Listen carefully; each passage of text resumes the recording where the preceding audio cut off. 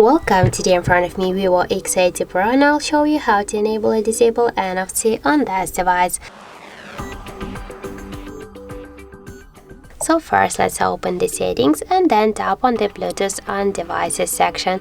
Just to activate NFC, you should click here only once on the switcher, and if you want to turn it off, you can click on the switcher again. If you want to switch the contactless payments, if you have just more payment application, then in my case, because I have only one application, the Google Play, and you can switch it if you want. Also, we can turn on or turn off the NFC by the second way, just by first open the notification panel, and somewhere here you should find the NFC icon. In my case, it's here. So now just to turn on NFC, click on this icon, and to turn it off, click on the icon again. And if you want to activate the NFC settings, just hold for a while this icon from here, and that's it. So thank you for watching, and if you find this video helpful, don't forget to leave a like, comment, and to subscribe our channel.